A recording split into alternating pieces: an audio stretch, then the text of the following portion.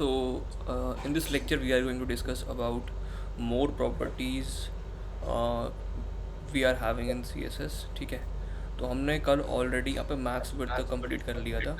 इसके बाद हम पोजीशन के बारे में पढ़ेंगे. ठीक है, तो पोजीशन एक काफ़ी इम्पॉर्टेंट प्रॉपर्टी है जो कि आपको हेल्प करेगी कि किस हिसाब से आपको टेक्स्ट को अरेंज करना है विद इन द कंटेंट और with in the body of your HTML document. ठीक है, तो ये हमारे पास पोजीशन कितने तरह की हो सकती हैं. पोजीशन हमारे पास एक ये समझ लो स्टाइल की प्रॉपर्टी है. ठीक है, और उसके अंदर हमारे पास कौन कौन सी वैल्यूज़ हो सकती हैं. पहली स्टैटिक हो सकती है, रिलेटिव हो सकती है, फिक्स हो सकती है, एब्सोल्यूट हो सकती है और स्टिकी हो सकती है. ठीक है, इन सब के बारे में ध्यान से समझना. तो पहले हम बात करते हैं position is equals to static के बारे में. ठीक है, तो अगर आपकी पोजीशन स्टैटिक आपने सेट कर रखी है तो इसका मतलब क्या हो गया कि जैसा आपने कंटेंट को लिखा है वो वैसा के वैसा ही आपको HTML डॉक्यूमेंट में या फिर जब भी आप उसको .html करके ब्राउज़र में खोलोगे तो आपको बिल्कुल एग्जैक्टली वैसा ही आपको दिखेगा जिस ऑर्डर में आपने रखा है. जैसे कि हम करेंटली डिफ़ॉल्ट जो पोजीशन होती है, जैसे कि आपने कोई सभी HTML डॉक्यूमेंट बनाया और उसमें आपने एक के बाद एक टैग्स ऐड किए. जैसे कि ये वाला एग्जांपल देखो, ये आपने H2 ऐड किया, फिर पैराग्राफ टैग ऐड किया. ठीक है, इस तरीके से आपने एक के बाद एक चीज़ों को ऐड किया है. तो सभी ये अपने अपने करंट ऑर्डर के हिसाब से ही आ रहे हैं. जैसे पहले आपके पास हेडिंग आ गई, फिर आपके पास H2 वाली जो हेडिंग थी, सॉरी ये आपके पास पैराग्राफ टैग आ गया. इसके बाद जो सेकंड वाला जो है ना, ये थर्ड में आपने एक डिव यूज़ किया है तो आपके पास डिव देखने को मिल गया. ठीक है, तो जिस ऑर्डर में आपने लिखा है उसी ऑर्डर में ये आपको देखने को मिला है. तो डिफ़ॉल्ट पोजीशन भी किसके बराबर होती है, स्टैटिक के बराबर होती है, चाहे आप यहाँ पे मेंशन करो स्टैटिक स्पेसिफिकली या फिर आप मत करो. तो दोनों ही केस में हमें स्टैटिक पोजीशन देखने को मिलेगी. ठीक है, तुम बताते रहा करो कि तुम्हें समझ आया नहीं आया. कहीं भी डाउट हो तो ऐसे बोल दिया करो समझ नहीं आया. ठीक है, ठीक है. नेक्स्ट बात करते हैं पोजीशन रिलेटिव के बारे में. ठीक है, तो element with position relative is position relative to its normal position. ठीक है, जैसे कि आप सेटिंग कर रहे हो टॉप, राइट, बॉटम और लेफ़्ट प्रॉपर्टीज़ की, तो वो आप जिसकी पोजीशन रिलेटिव हो सकती है उसी में आप सेट कर सकते हो. एग्जांपल के तौर पे भी हम देखते हैं.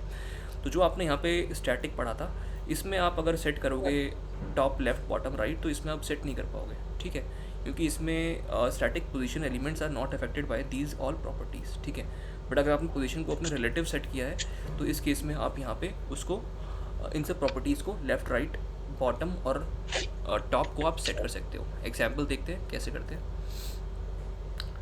जैसे कि करेंटली आपने यहाँ पे क्या किया, एक आपने यहाँ पे डिव क्लास बनाई है. ठीक है, और इसके अंदर आपने क्लास रिलेटिव, एक मतलब आपने डिव बनाया और उसको क्लास दी है रिलेटिव नाम से. ठीक है, तो हमने यहाँ पे डिव डॉट रिलेटिव को कॉल किया हुआ है. ठीक है, और इसमें हमने मेंशन किया है रिलेटिव. ठीक है, पोजीशन हमने रिलेटिव कर दी. इसके बाद हमने यहाँ पे मेंशन किया है कि भाई मुझे लेफ़्ट से जो डिस्टेंस चाहिए ना, लेफ़्ट से डिस्टेंस चाहिए वो चाहिए 30 पिक्सल का. तो एग्जाम्पल के तौर पे आप यहाँ पे देखो, तो ये आपका करंट डिव है. ठीक है, अब इसको हम इससे कंपेयर करते हैं पोजीशन स्टैटिक से. ठीक है, इसमें आपने सपोज़ यहाँ पे दिया होता लेफ़्ट. ठीक है, लेफ़्ट से मुझे सपोज़ चाहिए 30 पिक्सल का गैप चाहिए. अब मैंने इसको रन किया. रन करने के बाद यहाँ पे कुछ भी नहीं हुआ. और यहाँ पे अगर मैं सपोज इसको करता हूँ 40 पिक्सल, तो अब देखो ये थोड़ा सा इधर हो गया ना हमारे पास. ठीक है, तो इससे हमें ये समझने को मिला कि जब भी हम पोजीशन रिलेटिव लिखते हैं, रिलेटिव का मतलब क्या है कि वो लेफ़्ट, टॉप, बॉटम और राइट से हम उसे किसी पर्टिकुलर डिस्टेंस पे अरेंज कर सकते हैं. लेफ़्ट, टॉप, बॉटम, राइट की प्रॉपर्टीज़ हमें और एक्स्ट्रा हम सेट कर सकते हैं. कब, जब हमारा पोजीशन होगी रिलेटिव. अगर पोजीशन स्टैटिक है तो उस केस में हम नहीं कर सकते. ठीक है, दैट्स ऑल. अगर मैं यहाँ पे तुम्हें और दिखाऊँ, राइट से भी सुबह उसको हमें कुछ करना है. जैसे हम सपोज लेफ्ट की जगह हम यहाँ पे राइट और यहाँ पे मैंने कर दिया रन. अब ये देखो, अब ये जो आपका कंटेंट था थोड़ा सा इसके अंदर की तरफ घूम गया क्योंकि हमारे पास इतना बड़ा इसका विड्थ नहीं है. ठीक है, अगर हम बड़ी विड्थ होती तो हमारे पास इस तरह का कंटेंट हो जाता, क्योंकि ये हमारे पास जो इसकी विड्थ है करेंटली जो विड्थ है वो 100% ऑक्यूपाई करती है. अब आपने 100% जो विड्थ थी उसके साथ साथ आपने 40% भी 40 पिक्सल और जोड़ दिया, तो आपका ये वाला जो कंटेंट था ना ये तो बाहर ही निकल गया एक तरह से. समझ रहे हो? ठीक है. तो इसलिए हमें ये कटा हुआ दिख रहा है. ठीक है, तो मेजरली लोग इसको लेफ़्ट से अरेंज करने के लिए कभी आपने कुछ ऐसी चीज़ बना दी सपोज इसके साइड में कुछ था, या फिर आपने इसको पर्टिकुलर विड्थ देके फिर आपने इसकी पोजीशन को सेट किया, तो आप उस तरीके से कर सकते हो। ठीक है। ठीक है। सी एस एस आपको अगर सीखनी है ना कम्प्लीटली, दिस कैन ओनली भी एक्सपर्टाइज बाय, जब आप उसको खुद से प्रैक्टिस करते हो। ठीक है। अलग अलग केसेस को प्रैक्टिस करोगे कि ये करके देखता हूँ, फिर ये करके देखता हूँ, तो उससे थोड़ा और ज़्यादा चीज़ें समझ में आएंगी। ठीक है। जितना मैं आपको पढ़ा रहा हूँ उतना इस लाइक एन कि मैं आपको नॉलेज प्रोवाइड कर रहा हूँ कि कौन कौन सी चीज़ पॉसिबल है with the help of C S S. ठीक है। अप्लाई करना मैं आपको एग्जाम्पल के रूप में एक एक दो एग्जाम्पल देकर समझा रहा हूँ, बट मोर आपको जानना है कि अगर मैं इसमें लेफ्ट की जगह राइट अप्लाई करूँ, टॉप अप्लाई करूँ, बॉटम अप्लाई करूँ, तो वो खुद से करना पड़ेगा। ठीक है। वरना अगर इसको कर देंगे तो 1 महीना लग जाएगा पूरी चीज़ कंप्लीट करने में। समझ रहे हो? ठीक है। नेक्स्ट बात करते हैं पोजीशन फिक्स के बारे में। पोजीशन फिक्स का मतलब जहाँ पे हमने लगाया है, इसमें हमने एक पर्टिकुलर मतलब पोजीशन दी है, कोऑर्डिनेट्स प्रोवाइड करे हैं, पोजीशन दी है, तो उस पोजीशन पे वो फिक्स रहे। ठीक है। जैसे कि एग्जांपल के तौर पे आप यहाँ पे देखो, आपको ये वाला डिव दिख रहा है, this div element has fix position, position fixed. ठीक है। तो हमने इसमें क्या अप्लाई किया है, हमने पोजीशन प्रॉपर्टी थी उसकी वैल्यू हमने फिक्स पे सेट कर दी है। उसके अंदर हमने डाल दिया कि भाई बॉटम जो है वो हमारा रहना चाहिए 0, राइट से हमारे पास रहना चाहिए 0। बॉटम कहाँ पे हो गया, नीचे हो गया यहाँ पे। तो बॉटम से देखो यहाँ पे, बॉटम से कितनी विड्थ है, यहाँ पे कितना डिस्टेंस है, 0 डिस्टेंस है। ठीक है। और क्योंकि हमने राइट लिया है तो राइट साइड कौन सी होगी, ये वाली राइट साइड होगी। और यहाँ से कितना डिस्टेंस है हमारे पास, यहाँ पे 0 डिस्टेंस है। और हमने इसकी एक पर्टिकुलर विड्थ प्रोवाइड कर दी, that is equal to 300 pixel. ठीक है। तभी इसका यहाँ पे देखो, यहाँ पे इसने कंप्लीट विड्थ ऑक्यूपाई नहीं करी है, इसने सिर्फ और सिर्फ यहाँ पे 300 पिक्सल की जो विड्थ है यहाँ से लेकर यहाँ तक की वही ऑक्यूपाई करी है। समझ गए? ठीक है। और एग्जांपल देख लो, जैसे आपको यहाँ पे दिख रहा है this div has position fixed, तो इन्होंने क्या कर रखा है कि ये पूरे पेज पे ना उसको सेट कर रखा है पोजीशन फिक्स्ड पे। समझ गए? अगर मैं इस पोजीशन फिक्स्ड की जगह इसे स्टैटिक कर दूं, और हाँ तो कोई फर्क नहीं पड़ेगा लेफ्ट और राइट का? हाँ, तब कोई फ़र्क नहीं पड़ेगा। आपने चाहे बॉटम सेट किया है चाहे राइट सेट किया है, तब भी कोई फ़र्क नहीं पड़ेगा उसमें, वो वैसे के वैसे ही रहेगा जैसे वो करंट नॉर्मल ऑर्डर में आता है। ठीक है। अगर इसी पोजीशन फिक्स्ड की बजाय मैं पोजीशन रिलेटिव कर दूं हम्म और फिक्स, और फिर जो है बॉटम लेफ्ट राइट वगैरह सेट करूं, हम्म तो उसमें आपको ये चीज़ देखने को मिलेगी, ये वाली लाइन पढ़ो आप। इसमें क्या होता है, हमारे पास जब भी फिक्स हम रखते हैं तो आप पेज को स्क्रॉल भी करते हो ना, तब भी वो यहीं के यहीं पे रहता है। समझ रहे हो? रिलेटिव के केस में ठीक अगर है। आपने पोजीशन को रख दिया सपोज कहीं पे, तो आपने स्क्रॉल किया तो वो नीचे चला जाएगा या ऊपर आ जाएगा, इस तरीके से। समझ रहे हो? ठीक। तो पोजीशन आपकी फिक्स नहीं रहेगी एक तरह से। ठीक है।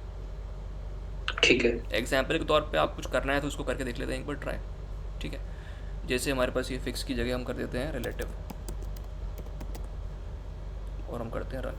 तो यहाँ पे देखो, ये बॉटम तो रहा ही नहीं हमारे पास, बॉटम यहाँ पे राइट हो गया हमारे पास। ठीक है। इस तरीके से तो हम इसको ओरिजिनली यहाँ पे सेट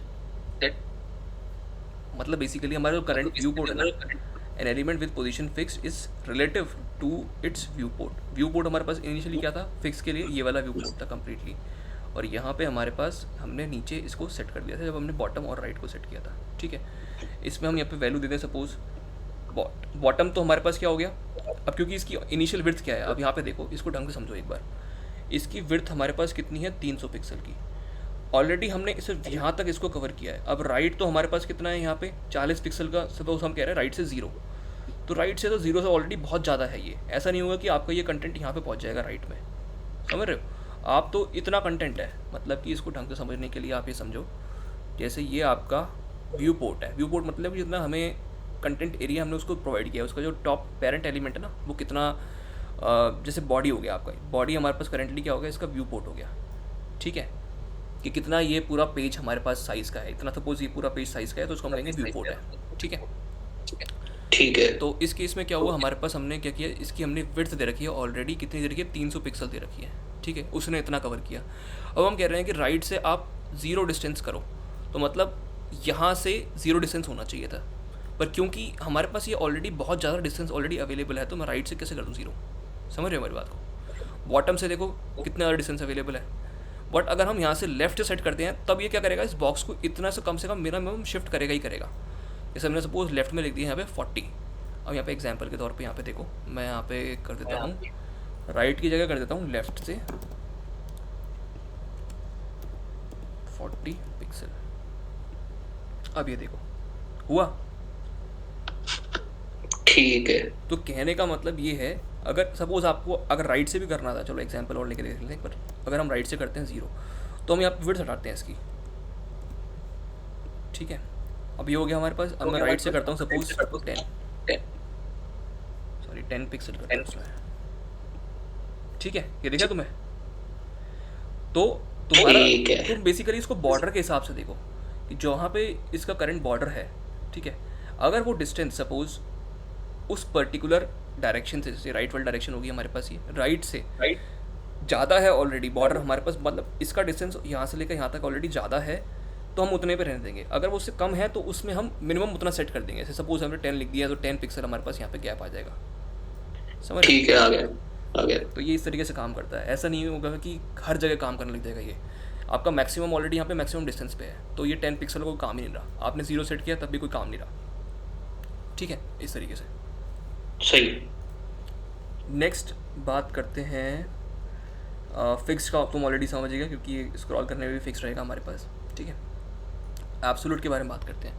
तो एब्सोल्यूट बेसिकली ये काफ़ी इंपॉर्टेंट प्रॉपर्टी है। जैसे कि कभी कभी आपको क्या करना पड़ता है कि आपने सपोज ये बटन दबाया, ठीक है, ये प्लस का आइकन दबाया, दबाने के बाद हमें इसके नीचे कुछ एक फील्ड दिखानी है जहाँ पे हम इनपुट ऐड कर पाएँ, इस तरीके से इसके नीचे। ऐसा नहीं है कि, और यहाँ पे सपोज तुमने कंटेंट भी लिखा हो सकता है इसके पीछे, यहाँ पे तुमने कुछ कंटेंट भी ऑलरेडी लिखा हुआ है, तो वो उसके ऊपर ओवरलैप कर जाए एक तरह से, समझ रहे हो, प्लस आइकन दबाने पे। तो उसको हम कैसे कर सकते हैं? उसको हम कर सकते हैं with the help of absolute position, ठीक है। एब्सोल्यूट पोजीशन किसी एक पर्टिकुलर एलिमेंट के रिस्पेक्ट में होती है जिसकी खुद की पोजीशन रिलेटिव है, ठीक है। ये काफ़ी थोड़ा कॉम्प्लेक्स केस है, इसको समझो एक बार।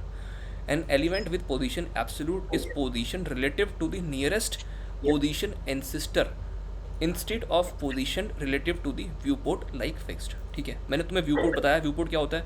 जो भी तुम्हारा करंट पेज है, कितना एरिया तुम देख पा रहे हो, जैसे इसमें मैं ये वाले वेबसाइट में नहीं खोली हुई, इसमें मैं इतना पूरा कंटेंट एरिया देख पा रहा हूँ, तो वो कहलाएगा मेरे पास इसका व्यू पोर्ट है ये, ठीक है। तो इसमें जब मैं लेफ्ट राइट टॉप बॉटम से सेट करता हूँ तो मैं व्यू पोर्ट के रिस्पेक्ट में सेट करता हूँ कि भाई ये वाला जो डिव है, सपोज ये वाला डिव है, ये लेफ्ट से जो है वो 10 पिक्सल के तौर पे आ जाए। जैसे ये वाला डिस्टेंस दिख रहा है ये वाला डिव का, ठीक है। ये वाला अगर खुले, जैसे मैंने यहाँ पे क्लिक किया, अब मैं इस पर क्लिक कर रहा हूँ, सपोज मैंने यहाँ पे क्लिक किया, तो ये कहाँ से खुल रहा है? लेफ़्ट से, यहाँ पे लेफ़्ट से सपोज 20 पिक्सल पे खुल रहा है, पर ये पता है इसके रिस्पेक्ट में नहीं खुल रहा है, ये इसके रिस्पेक्ट में खुल रहा है, समझ रहे हो? इसको मैं थोड़ा सा क्लियर करता हूँ थोड़ा, तब तुम्हें ध्यान से समझ में आएगा। ठीक है। दो चीज़ों को देखो, एक चीज़ ऑब्जर्व करो इसको, और एक तुम इसको ऑब्जर्व करना जब ये खुलेगा, ठीक है। मैंने क्या किया, मुझे अब जो नेक्स्ट वाला जो डिव खुलना चाहिए, जिस सपोज मैं इस पर क्लिक करूँगा तो मेरे को एक डिव खुलना चाहिए यहाँ पे, अब वो किसके रिस्पेक्ट में पोजीशन है? वो इसके रिस्पेक्ट में पोजीशन है, समझ रहे हो? ठीक है। ठीक है। और ये वाला किसके रिस्पेक्ट में पोजीशन है? ये वाला बेसिकली व्यू पोर्ट के रिस्पेक्ट में पोजीशन है। जैसे ये तुम्हारा व्यू पोर्ट है, या लेफ्ट है तुम्हारा, तो ये वाला जो पहला वाला डिव है वो तुम्हारा व्यू पोर्ट के रिस्पेक्ट में पोजीशन है, और दूसरा वाला जो डिव है वो तुम्हारा इस वाले डिव के फर्स्ट डिव के रिस्पेक्ट में पोजीशन है, समझे? तो तुम्हें अगर फर्स्ट वाले डिव को यहाँ से लेफ्ट से 10 पिक्सल पे सेट करना है डिस्टेंस, तो तुम पहले वाले डिव को क्या प्रॉपर्टी दोगे पोजीशन की, बताओगे? लेफ्ट से रिलेटिव देंगे अपन, रिलेटिव, क्योंकि फिक्स तो हो नहीं पाएगा। फिक्स अगर हम कर देंगे तो फिक्स रहेगा वो, स्क्रॉल करने पे कोई दिक्कत नहीं है, ठीक है। इसको हम यहाँ पे फिक्स भी दे सकते हैं, और जनरली हम क्या देना पसंद करेंगे इसको प्रॉपर्टी रिलेटिव, क्योंकि हमें डिस्टेंस चाहिए यहाँ से, ठीक है। फिक्स भी दे सकते हैं, कोई दिक्कत नहीं है, दोनों में से आप कुछ भी दे दो, ठीक है। पर हम अगर रिलेटिव देंगे इस पोजीशन को, तो हम इसके साथ साथ किसी एक और एलिमेंट को पोजीशन कर पाएंगे। जैसे कि हमारे पास इस पर क्लिक किया तो ये वाला डिव खुला, अब ये वाला जो डिव है वो इसके रिस्पेक्ट में है, क्योंकि ये रिलेटिव था, तो हमारे पास ये वाला पोजीशन क्या कहलाएगी? ये एब्सोल्यूट कहलाएगी। एब्सोल्यूट और रिलेटिव दोनों साथ में आते हैं, जिसके रिस्पेक्ट में तुम्हें दूसरे वाले डिव को पोजीशन करना है वो वाला रिलेटिव पोजीशन पे होना चाहिए, तभी आप दूसरे वाले को एज ए एब्सोल्यूट सेट कर सकते हो। समझे? अब ये ठीक जो है। है एब्सोल्यूट वाला, ये इस वाले डिव वन के रिस्पेक्ट में पोजीशनड है। ठीक है, इसको एक बार ढंग से समझो। However if an absolute position element has no position in register, it uses the document body and moves along with the page scrolling. Absolute position element are removed from the normal flow and can overlap elements. ठीक है, जैसे कि इस case में हमारे पास ये overlap कर लेगा, इसके नीचे कोई कंटेंट है तो ऐसे इसके नीचे वाली लाइन वाला पेज आ रहा है तो वो उसको ओवरलैप कर रहा है। ठीक है, इसको एक बार ढंग से समझते हैं एक बार यहाँ पे। जैसे कि ये वाला हो गया हमारे पास केस, हमने पहले वाले जो इसका डिव था, क्योंकि ये एक डिव के अंदर है, यहाँ पे देखो ये पहले वाला डिव है, इसके अंदर ये वाला डिव है हमारे पास, समझ रहे हो? तो हमने यहाँ पे इसको रन किया तो पहले वाला पोजीशन क्या था, रिलेटिव थी, उसका हमने विड्थ एंड हाइट दे रखी है। दूसरे वाले की पोजीशन क्या है हमारे पास, एब्सोल्यूट है, जो कि टॉप से 80 पिक्सल हमारे पास है। ठीक है, तो अब ये टॉप कौन सा हो गया हमारे पास, ये वाला, इसमें ये व्यू पोर्ट वाला टॉप नहीं हुआ, इसमें हमारे पास ये वाला हुआ कि इसके टॉप से, ठीक है, इसके टॉप से ये वाली ठीक बॉर्डर है। है। ठीक है, वहाँ से वो 80 पिक्सल है, राइट से हमारे पास 0 है, सपोज मैं राइट से कर देता हूँ 10, तब देखो हमारे पास क्या होता, 10 पिक्सल अगर मैं करता तो। ठीक है, अब इसके साथ साथ मैं क्या कर सकता हूँ कि मैं इसको इससे बाहर भी निकाल सकता हूँ। ठीक है, जैसे कि अगर मैं करता हूँ सपोज 200 पिक्सल, ये दिख रहा है, ये तुम्हारा ठीक है। नीचे चला गया। ठीक है, तो इसी तरीके से जैसे ये सेट आउट है ऑलरेडी, ये क्या है कि अभी इसके इसके जो डिव एरिया से बाहर सेट आउट है, तो हमने इसको इसके जो पोजीशन है वहाँ से इसके अंदर हमने यहाँ पे ऐड किए हुए CSS की प्रॉपर्टीज़, जैसे कि सपोज हमने इसमें 200 पिक्सल ऐड करी है ना, तो सिमिलर वे में हमने इसको साइड की तरफ ऐड कर रखी है कि भाई लेफ्ट से जो है वो 200 पिक्सल होना चाहिए, इस तरीके से एग्जाम्पल के तौर पर ले लो 200 पिक्सल होना चाहिए, तो ऑटोमेटिकली वो इसके कंटेंट एरिया से बाहर निकल के यहाँ पे आ गया। समझ रहे हो? सही है, सही है। समझ गया। अब सपोज मैं इसके नीचे और कंटेंट पेस्ट कर देता तो ये उसको ओवरलैप कर लेगा, जैसे मैंने ये किया यहाँ पे, एक बार रन करके देखते हैं अपन, ये दिख रहा है, ये इसने इसको क्या किया, ओवरलैप कर लिया, इसके ऊपर आ गया। बट क्योंकि अभी दिख नहीं रहा, क्योंकि ये पीछे आ रहा, मतलब क्या है कि ये इसके ऊपर आ रहा है, समझ रहे हो? तो अब इसको ऊपर लाने के ठीक लिए है। हम एक प्रॉपर्टी का यूज़ करेंगे जो कि हमारी नेक्स्ट प्रॉपर्टी है, इसको हम कहते हैं जेड इंडेक्स। ठीक है, उसको हम समझेंगे, बट अभी तो ये समझ जाएगा कि किस तरीके से ओवरलैप हम कर सकते हैं। समझ गए? ठीक है। नेक्स्ट हम बात करते हैं पोजीशन स्टिकी के बारे में। तो स्टिकी क्या होती है हमारे पास, ये दो पोजीशन को मिला के बना हुआ है, एक तो रिलेटिव और एक हो गया फिक्स्ड। रिलेटिव कैसे, जब आपने इसको इनिशियली, जैसे आप पेज को खोलोगे, जैसे आपने ये पेज को खोला हुआ है, ठीक है, ये आपको यहाँ पे दिख रहा है आई एम स्टिकी, ठीक है, पर जैसे ही आपने इसको स्क्रॉल किया, जब स्क्रॉल एकदम, जब ये स्क्रॉल के टॉप पे 0 पोजीशन पे, मतलब टॉप से जब इसका डिस्टेंस हो गया 0, ठीक है, स्क्रॉल करने पे क्या हो गया, अब इससे डिस्टेंस था 100 व्यू पोर्ट से, अब यहाँ पे टॉप का डिस्टेंस हो गया 10, अब यहाँ पे हो गया बिल्कुल 0। जब 0 पोजीशन मतलब 0 डिस्टेंस हो गया हमारे पास टॉप से, तो उस केस में ये हमारे पास फिक्स बन जाएगा और सबसे ऊपर यहाँ पे वो रहेगा। समझे कॉन्सेप्ट को? अब मैं इसको स्क्रॉल कर रहा हूँ, देखो कंटेंट को, तो ये ऊपर के ऊपर ही सेट आउट है। तो ये तो स्टैटिक प्लस फिक्स्ड होना चाहिए ना, रिलेटिव प्लस फिक्स्ड क्यों?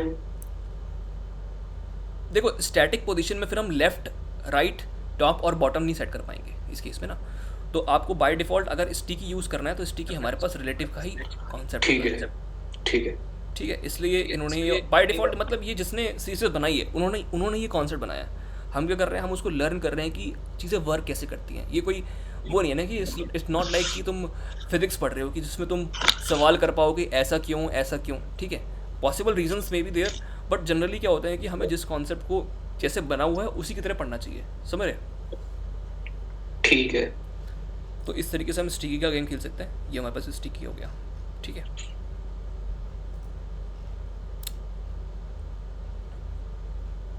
ये हम टेक्स्ट को अरेंज कर सकते हैं इस तरीके से ना, टॉप, लेफ्ट, बॉटम, राइट, इस तरीके से। तो अब हम बात करते हैं जेड इंडेक्स के बारे में। जेड इंडेक्स का मतलब होता है हमारे पास कि कौन किसके ऊपर आएगा, कौन नीचे आएगा। ठीक है, क्वेश्चन यहाँ पे देखो, यहाँ पे आपने यहाँ पे एक इमेज यूज़ करी है, उसकी पोजीशन दे दी आपने एब्सोल्यूट। ठीक है, और इसके बाद आपने यहाँ पे इसके अंदर लेफ्ट में सेट कर दिया हमारे पास 0, टॉप में सेट कर दिया हमारे पास 0 और जेड इंडेक्स दे दी -1। -1 का मतलब, जेड इंडेक्स मतलब क्या हो गया हमारे पास कि अगर तुम 0 देते हो, सपोज अगर तुम 0 देते हो तो ये दोनों मतलब एक दूसरे को इस तरीके से आ गया, ये वाला ऊपर आ गया, जो बाद में यूज़ हुआ है या फिर जो आपकी से इमेज वगैरह है ये ऊपर आ जाएंगी, ठीक है। सपोज आप चाहते हैं उसको इमेज को पीछे लाना, तो उस केस में आप यहाँ पे -1 दे दो, ठीक है। तो ये आपका पीछे चला जाएगा इसे, ठीक है। ठीक है, सही है। इस तरीके से ये काम करता है। अगर आप तो एक सपोज, काम करो ना, बताओ। आप जो है ना, जो पैराग्राफ टैग है उसको दे दो, उसको दे दो 0, और नहीं, पैराग्राफ टैग को दे दो -1, ठीक तो है, ऑटोमेटिकली इमेज ऊपर आ जाएगी। हाँ दे दो, ऐसे भी कर सकते हो, कोई दिक्कत नहीं, तब भी तो कोई दिक्कत नहीं बजाय है। इमेज को 0 देने के हम पैराग्राफ टैग को नीचे कर सकते हैं। हाँ कर सकते हो, कोई दिक्कत नहीं है, दोनों ही केस पॉसिबल है, समझ रहे हो। There is no hard and fast rule, ऐसे आप कुछ चाहे इसको मत दो आप, चलो छोड़ो इसको मत दो, यहाँ पे हमने कर दिया, ठीक है। तो यहाँ पे हमने स्टाइल में तो सही है, तो पैराग्राफ पीछे चलेगा ऑटोमेटिक, सही है, सही है, एकदम सही है। ठीक है। अगर आप पैराग्राफ को आगे करना चाहते हो तो आप सपोज को दे दो 0 दो ना। हाँ 0 देखते हैं एक बार, पर इसमें पोजीशन इन्होंने एब्सोल्यूट दे रखी है, तो पोजीशन हमें इसको एब्सोल्यूट हटानी पड़ेगी पहले। अब एक बार करके देखते हैं ट्राई। ओके, पोजीशन एब्सोल्यूट होने के लिए किसी को रिलेटिव होना चाहिए ना, तो रिलेटिव क्या है? देखते हैं अभी। पोजीशन हो गया हमारे पास एब्सोल्यूट, सो ये हमारे पास लेफ्ट से हमने क्या रखा था कि एक पोजीशन हम किसी के रिलेटिव में दे रहे हैं तो उसके रिलेटिव में सेट हो जाएगी। अगर हमने किसी को रिलेटिव नहीं दिया तो उस केस में हमारे पास क्या होगा, बॉडी के रिलेटिव में सेट हो जाती है हमारे पास, समझ रहे हो। तो यही तो हमने पढ़ा था ऑलरेडी। तो इसको हम देख के देखते हैं, सपोज 100 देते हैं, लेट्स ट्राई कि क्या पॉसिबल हो सकता है इस केस में।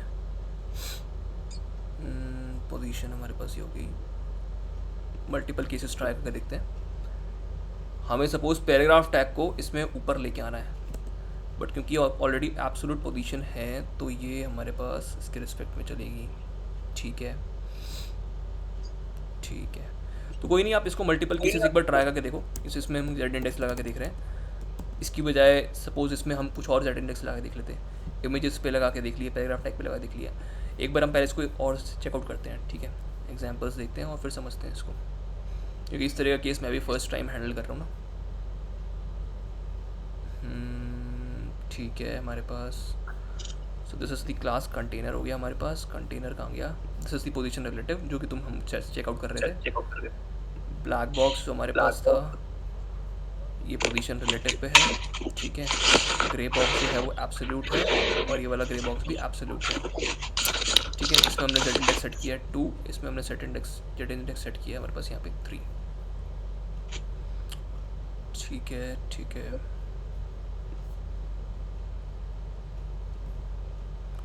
ब्लैक बॉक्स ये हो गया हमारे पास, ग्रे बॉक्स और ये हो गया ग्रीन बॉक्स।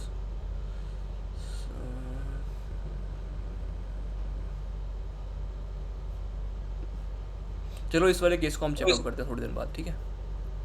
ठीक है, तब तक के लिए हम थोड़ा आगे मूव करते हैं। विदाउट जेड इंडेक्स देख लेते हैं हमारे पास। If two position elements overlap each other without a Z index specified, the element defined last in the HTML code will be show on top, जैसे कि हमारे पास इस केस में है, ठीक है। हमने ग्रीन बॉक्स को सबसे लास्ट में डिफाइन किया था, तो सबसे ऊपर हमारे पास देखने को मिल रहा है। ठीक।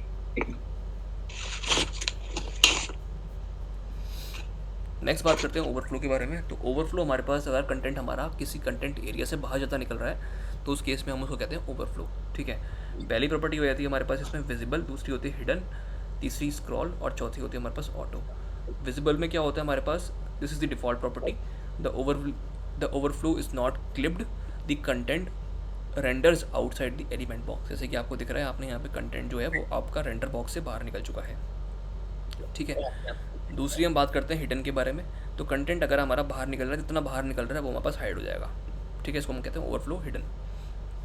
तीसरा हो गया स्क्रॉल, कंटेंट बाहर निकल रहा है तो हमारे पास जो डिव जो है वो ऑटोमेटिकली स्क्रॉल वाले डिव में कन्वर्ट हो जाएगा, ठीक है। चौथा हो जाता है हमारे पास कंटेंट ऑटो। तो ऑटो में बेसिकली क्या करता है हमारे पास, तो ये it's similar to the scroll, ठीक है, but it add scroll bar when necessary. ठीक है, इसमें आप क्या करो, अगर आपने यहाँ पे ओवरफ्लो नहीं भी हो रहा तब भी आपको यहाँ पे स्क्रॉल बार यहाँ पे दिखेगा, जो कि फुल लेंथ का स्क्रॉल बार होगा। ठीक है, बट अगर आपने ऑटो ऐड किया है तो जब भी कंटेंट आपको बाहर निकलेगा तभी आपके पास स्क्रॉल बार दिखने को मिलेगा।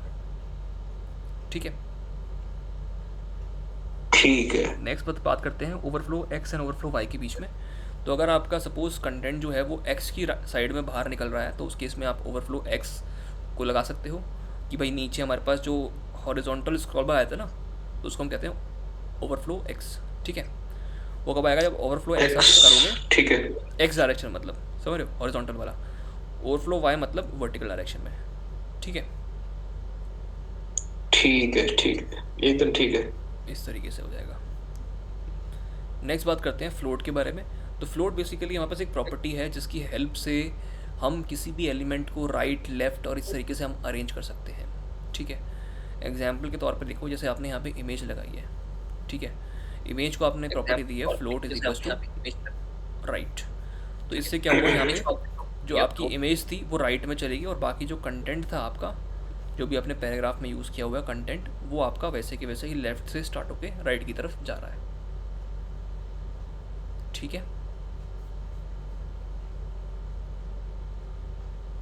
समझ आया? ठीक है। ठीक है, नेक्स्ट डिस्कस करते हैं फ्लोट लेफ्ट के तो बारे में। इसको तो हम वैसे भी सेट कर सकते हैं। कैसे सेट करोगे आप, बताओ। आप अगर इसकी पोजीशन से सेट कर दो, पोजीशन फिक्स्ड कर दो, और जो हमारा व्यू पोर्ट है उसमें राइट बाउंड्री की तरफ से 10 पोजीशन पिक्सल दे अगर आप दो। फिक्स कर दोगे तो उस केस में क्या होगा कि हमारे पास जितना, इसमें आपको क्या करना पड़ेगा, ये देखो एक बार, पोजीशन अगर आप फिक्स करिए तो स्क्रॉल करने के बाद ही वो स्क्रॉल नहीं होगा, वो वहीं के वहीं हट करेगा। समझ रहे हो? तो पोजीशन रिलेटिव कर दो, और व्यू पोर्ट में राइट की जो है कुछ बाउंड्री सेट कर दो कि भाई 10 पिक्सल। ठीक है, तो ऐसा भी कर और सकते हैं, फिर इमेज आपको इसको भी सेट करना पड़ेगा। समझ रहे हो, और क्योंकि पैराग्राफ ये को वाला जो है जो आप अगर ये देखो ना, ये वाला कंटेंट देखो, दिस इज दी, जो आपका पैराग्राफ टैग है वो आपको कंप्लीट विड्थ ऑक्यूपाई करता है।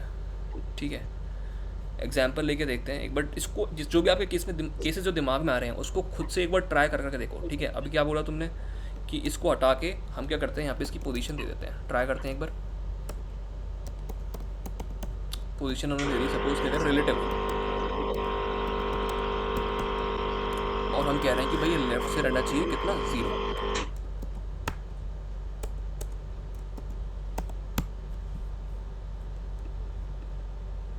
ठीक है, अब ये देखो तुम्हारा कंटेंट जो है वो कहाँ पे चला गया, नीचे की तरफ चला गया। समझ रहे हो? हम्म, तो इस तरीके से खुद से एक एक बार सेट कर करके देखो कि कैसे क्या क्या पॉसिबल केसेस हो सकते हैं, कैसे हम कर सकते हैं, तो तब ज़्यादा अच्छी तरीके से समझ में आएगा सीएसएस को। सीएसएस को समझने का एक ही तरीका है, जितने ज़्यादा डिज़ाइन हो सकते हैं उतना ज़्यादा बनाओ। ठीक है, मेजरली जो लोग फ्रंट एंड डेवलपर बनना चाहते हैं स्पेसिफिकली, तो वो बहुत ज़्यादा सीएसएस और इन सब पे काम करते हैं। बट जनरली लोग जो फुल स्टैक डेवलपर होते हैं या फिर कोई बैक एंड डेवलपर है स्पेसिफिकली, तो उनको इतना ज़्यादा मतलब डिज़ाइंस या फिर प्रॉपर्टीज़ से इतना ज़्यादा याद रखने की जरूरत नहीं पड़ती। जनरली वो क्या, जब यूज़ करना है तो किस तरीके से यूज़ करना है उसको गूगल सर्च करते हैं और वहाँ से वो समझ लेते हैं फटाफट से। ठीक है, बट उनको ओवरव्यू होता है कि यार ये सब प्रॉपर्टीज़ एग्जिस्ट करती हैं और इस तरीके से हम इनको सॉल्व कर सकते हैं। समझ रहे हो? ठीक है।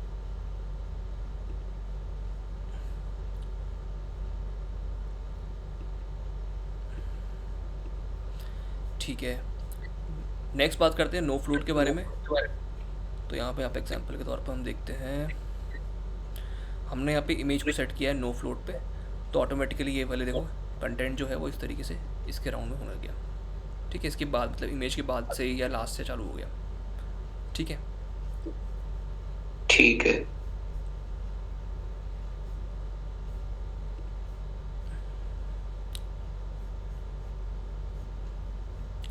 when we use the float property and we want the next element below not on the right or left, जैसे कि हमारे पास इमेज में क्या था कि वो राइट में कंटेंट आ गया सारा का सारा, we have to use the clear property. Clear property specifies that what should happen when the element that is next to a floating element, ठीक है, जो भी नेक्स्ट है इसके साथ फ्लोटिंग एलिमेंट के साथ है उसका क्या होना चाहिए। क्लियर में हम नन सेट कर सकते हैं, लेफ्ट, राइट, बोथ और इनहेरिट। ठीक है, तो एग्जाम्पल देख लो, जैसे कि हमारे पास ये था, पहले वाला एग्जाम्पल है विदाउट क्लियर, ठीक है। तो इसमें क्या हुआ, हमारे पास यहाँ पे डिव के साथ में हमारे पास जब भी अब कंटेंट जो हुआ है नेक्स्ट वो यहाँ से चालू हो गया, ठीक है। अगर हमने क्लियर प्रॉपर्टी को सेट कर दिया, ठीक है, लेफ्ट पे, ठीक है, तो उससे क्या हुआ, अब ये जो कंटेंट है, ठीक है, ये जो कंटेंट है वो हमारे पास इसके यहाँ से नीचे से चालू हुआ है, ठीक है। div3 मतलब फ्लोट हमने इसको लेफ्ट दिया है, और जो क्लियर प्रॉपर्टी है वो हमने इसको लेफ्ट सेट करी है फॉर दिस div4, ठीक है। ठीक है। क्लियर फैक्स नाम का भी एक होता है वेरिएबल, ठीक है।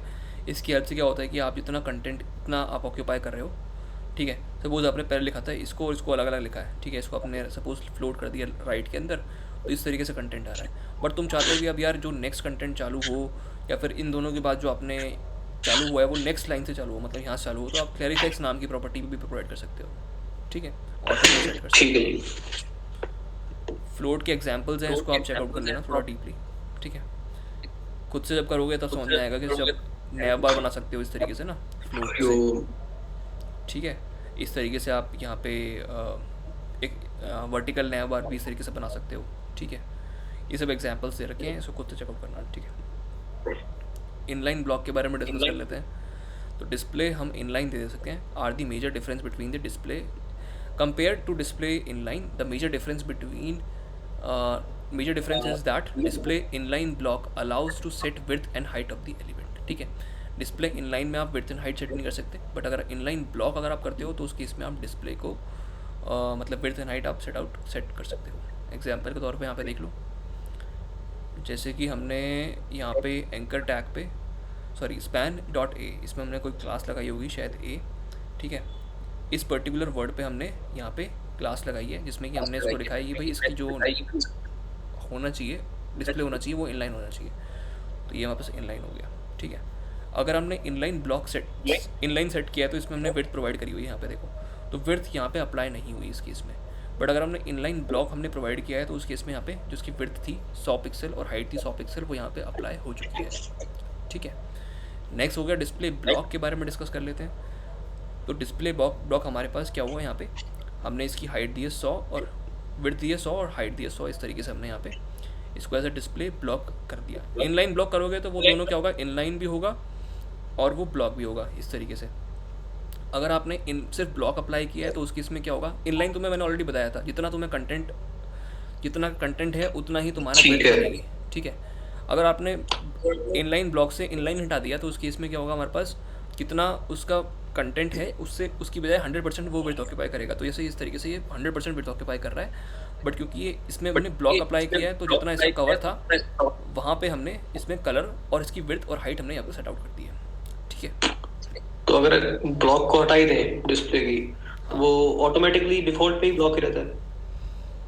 हाँ, ऑटोमेटिकली भी ब्लॉक ही रहता है, पर इस केस में जैसे तुम चाह रहे हो कि यार अब इसके पूरे विड्थ तक वो कवर ना होए, ठीक है, जैसे तुमने येलो कलर इसमें डाला है, अब तुम चाह रहे हो कि यार इसके पूरे विड्थ तक ही कवर ना होए। अगर एक बार करके देखते हैं एग्जांपल ट्राई, नहीं होएगा क्योंकि वो हाँ, क्योंकि हमने यहाँ पे height and width already set कर रखी है, हाँ हाँ ठीक है, हाँ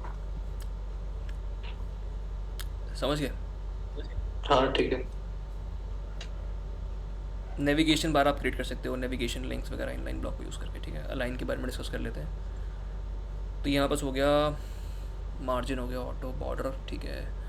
एक सवाल था मेरा इसी में ही, ये जो डॉट सेंटर है, कभी कभार जो है हम ऐसे लिखते हैं कि h1 डॉट सेंटर, ये क्लास h1 डॉट सेंटर का मतलब क्या होगा, ये हमारे पास क्लास है, ठीक है, कि भाई जो सेंटर वाली क्लास है वो करती क्या है। हम डायरेक्टली आप सेंटर यूज़ करते हो तो उसका जो मेजर अंडरस्टैंडिंग है जो बिहाइंड द सीन यूज़ हो रही है वो ये यूज़ हो रही है कि भाई इसमें हमने मार्जिन ऑटो कर दी, विड्थ कर दी 50 पिक्सल, इस तरीके से ना, मतलब ये हमने क्लास अप्लाई करी है खुद से ना, ऐसा नहीं कि बनी बनाई चीज़ें हैं। टेक्स्ट लाइन सेंटर किया है तो इसने इस पर सपोज आपने यहाँ पे एग्जांपल के तौर पे देखो यहाँ पे, तो यहाँ पे हमने खुद से बनाई है क्लास ही, ऐसा नहीं कि प्री डिफाइंड क्लास है ये, ठीक है। वो तो हमने यहाँ पे टेक्स्ट लाइन इसी को से सेंटर किया है जिसकी वजह से कंटेंट अंदर का अलाइन हो गया और हमने बॉर्डर वगैरह अप्लाई किया है, ठीक है।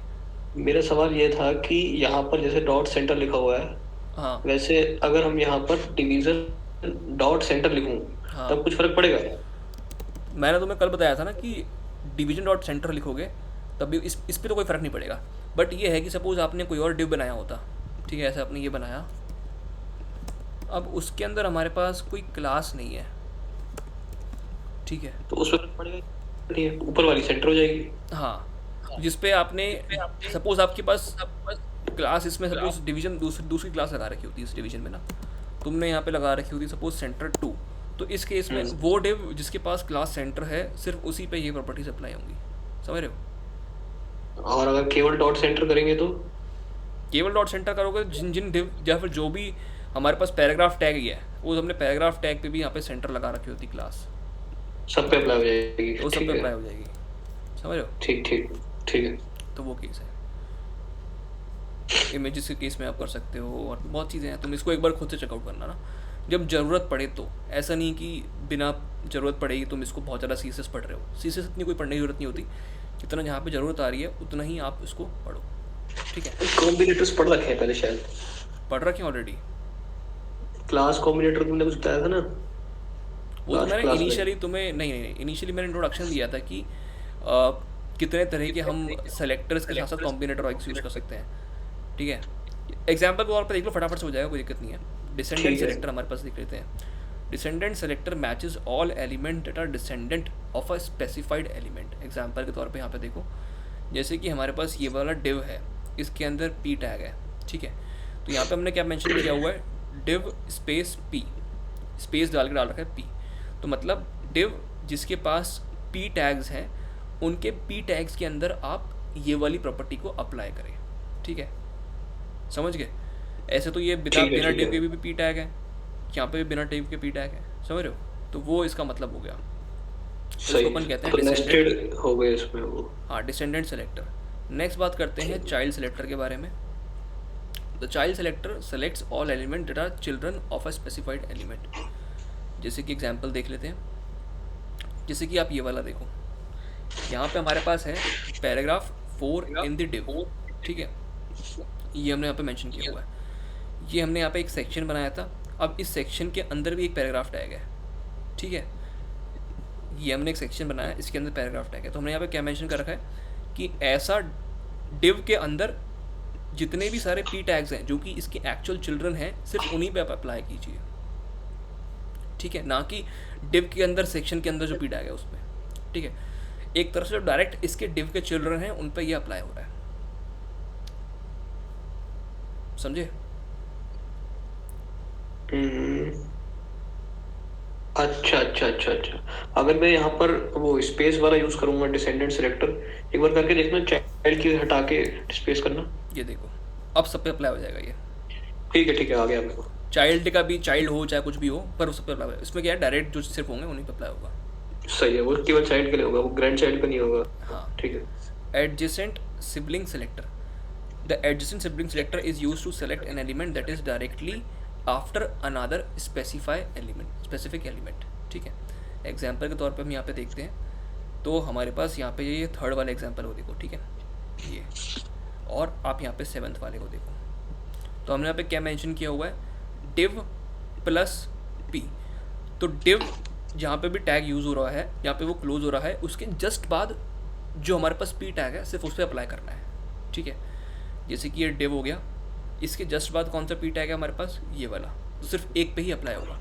ये डिव है, इसके जस्ट पास कौन सा पी टैग है हमारे पास, ये वाला, तो सिर्फ इस पे ही अप्लाई होगा, समझ गए। ठीक है, ठीक है, ठीक है।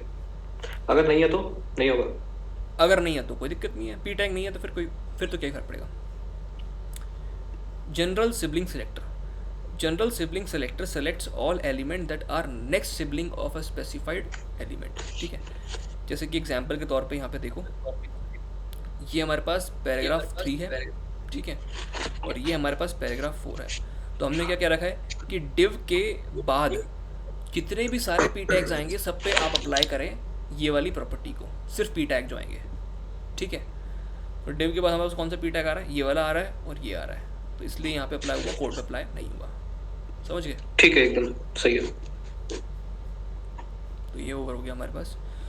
सूडो क्लासेस के बारे में डिस्कस करते हैं।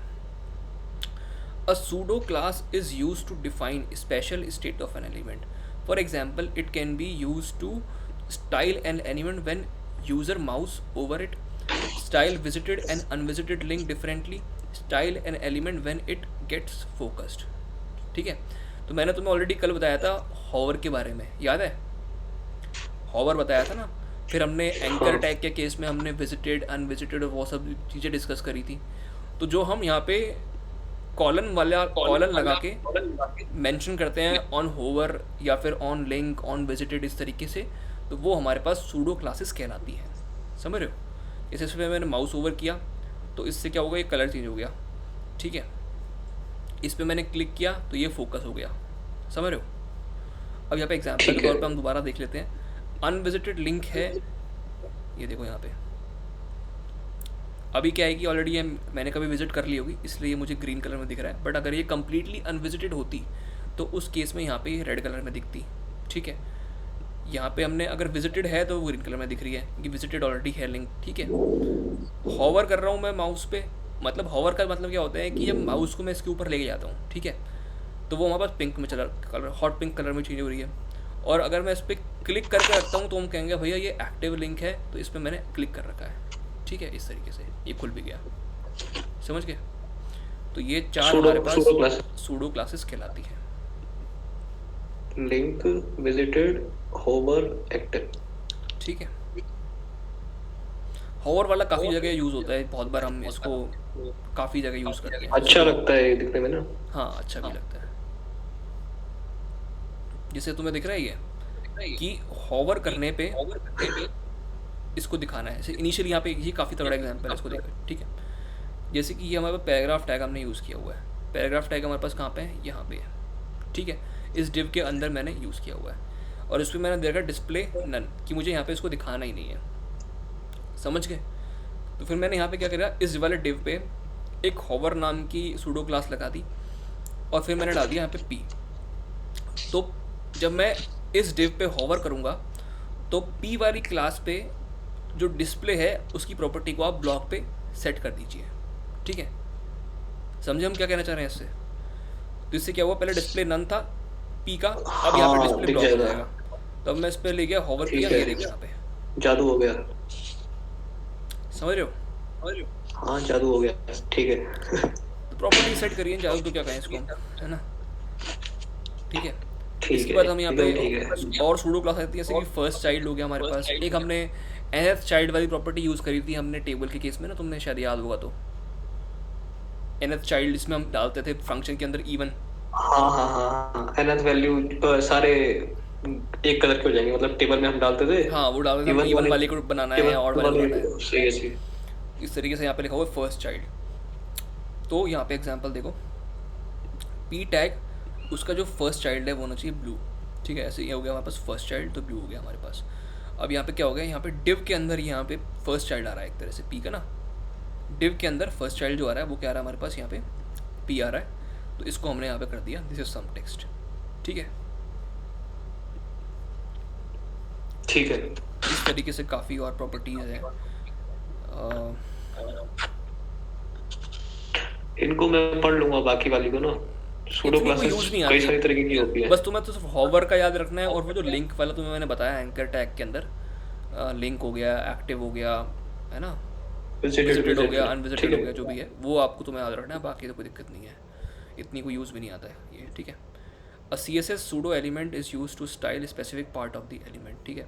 स्टाइल द फर्स्ट लेटर और लाइन और an element, insert content before और after the content of an element, ठीक है। एग्जाम्पल के तौर पर हम यहाँ पे देखें, ये दिख रहा है, हमने यहाँ पे डाला डबल कॉलम्स डाले, फिर हमने यहाँ पे लिखा फर्स्ट लाइन, मतलब पैराग्राफ के अंदर की जो फर्स्ट लाइन है उसको तुम्हें इस पर्टिकुलर कलर का करना है, ठीक है। समझ गए? 2 बार कॉलम क्यों डाले हैं? ये इसको लिखने का तरीका है, सिंटेक्स है इसका। किस चीज़ का? जिसे तुम्हें स्पेसिफिकली मेंशन करना है ना, कंटेंट से रिलेटेड चीज़ों को। अगर तुम पैराग्राफ टैग पे कुछ लगा रहे हो, होवर वगैरह लगा रहे हो, तो तुम्हें सिर्फ एक ही वो यूज़ करना है, कॉलन। अगर तुम चाहते हो कि इसके अंदर के कंटेंट को कुछ चीज़ें करना, उस पर सूडो क्लास लगाना, तो उसके लिए हमारे पास ये वाली सूडो क्लास होती है, समझ रहे हो? ठीक है ठीक है ठीक है। तो इसलिए हमने यहाँ पे ये यूज़ किया हुआ है। जैसे दूसरी सूडो क्लास हो गया हमारे पास फर्स्ट लेटर हो गया, ठीक है, फर्स्ट लेटर को कलर कर देगा, ठीक है। हाँ इस तरीके से ना। तो इसको हम सूडो एलिमेंट कहते हैं। सूडो क्लास तो हम देख चुके हैं ऑलरेडी, तो अब ये एलिमेंट्स या कंटेंट पे हम अप्लाई कर रहे थे, तो उसको हम सूडो एलिमेंट वाली प्रॉपर्टीज़ कहेंगे। ठीक सूडो है, एलिमेंट, ठीक है जी। अब जैसे यहाँ पे क्या रखा है, पी डॉट इंट्रो, मतलब पी जिसके पास इंट्रो नाम की क्लास है, उसके आप जो कंटेंट है, जो उसका फर्स्ट लेटर है, उस पर आप ये लगाइए। ठीक है, ठीक है। यहाँ पे काफ़ी एक इंपॉर्टेंट प्रॉपर्टी ये वाला देखो आप, बिफोर एंड आफ्टर भी होता है, ये काफ़ी एक इंपॉर्टेंट चीज़ रहती है। ठीक है, जैसे कि अब ये हो गया हमारे पास कंटेंट, तो यहाँ पे हमने लगाया H1 के बिफोर, मतलब H1 के कंटेंट स्टार्ट होने से पहले आप कंटेंट इज इक्वल्स टू, हमने एक स्माइली यहाँ पे डाल दी, यूआरएल डाल दी स्माइली का, समझ रहे हो। H1 ठीक का है, कंटेंट स्टार्ट होने से पहले, H1 का कंटेंट कहाँ से स्टार्ट हो रहा है, यहाँ से स्टार्ट हो रहा है, तो उसके पहले आप यहाँ पे ये कंटेंट ये वाला स्माइली डाल दीजिए। सिमिलरली आफ्टर के केस में यहाँ पे वर्क करेगा, H1 का कंटेंट जब खत्म हो जाता है, ठीक है, तो उसके बाद आप स्माइली डाल दीजिए। ठीक है, ठीक है जी, एकदम ठीक है। मार्कर के बारे में डिस्कस कर लेते हैं। मार्कर में आपने यहाँ पे स्पेसिफिकली मेंशन किया है कि भाई यहाँ पे सिर्फ सूडो क्लास आपने यूज़ करी है। ठीक है, सूडो एलिमेंट आपने यूज़ किया है। The marker pseudo element selects the marker of the list item, तो ऑटोमेटिकली जो लिस्ट आइटम्स है उस पर अप्लाई हो जाता है जाके। ठीक है, आपको स्पेसिफिकली LI लिख के मेंशन करने की जरूरत नहीं है, समझ रहे हो। इस तरीके से ये अप्लाई हो जाता है। कलर आपने रेड कर दिया, फॉन्ट साइज का कर दिया 23 पिक्सल। ठीक है। नेक्स्ट हो गया सिलेक्शन हमारे पास। तो selection pseudo element matches the portion of an element that is selected bye a user. ठीक है, जैसे कि हमने यहाँ पे ये सिलेक्ट किया, ये दिख रहा है, ये हाईलाइट कर दिया इसने। हाईलाइट, क्योंकि हमने यहाँ पे प्रॉपर्टी दी है ना कि कलर आप कर दीजिए जब भी हम सेलेक्ट करें उसको। इसको हम क्या कहते हैं, सेलेक्ट करना ही कहते हैं एक तरह से। तो जब भी हम उसको तो सेलेक्ट किसी को भी करेंगे, सिलेक्ट कर लो। किसी को भी आप सेलेक्ट कर लो, ये देखो।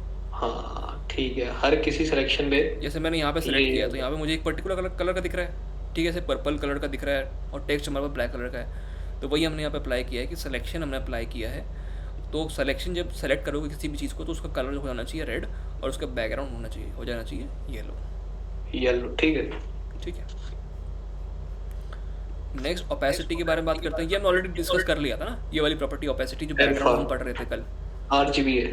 हाँ, RGBA के अंदर भी हम लगा सकते हैं, अलग से भी मेंशन कर सकते हैं। 0 से 1 से लेकर मैक्सिमम इसकी वैल्यू रहती है ना। तो ये हम ऑलरेडी सही डिस्कस सही। कर चुके हैं। ये RGB आ गया यहाँ पे इस तरीके से। ठीक है, HSL वगैरह में भी लगा सकते हैं। वो आप तुम देख लेना आप खुद से ना कि ठीक एच एस एल ठीक। में भी होगा जरूर से कहीं ना कहीं डालने का ऑप्शन।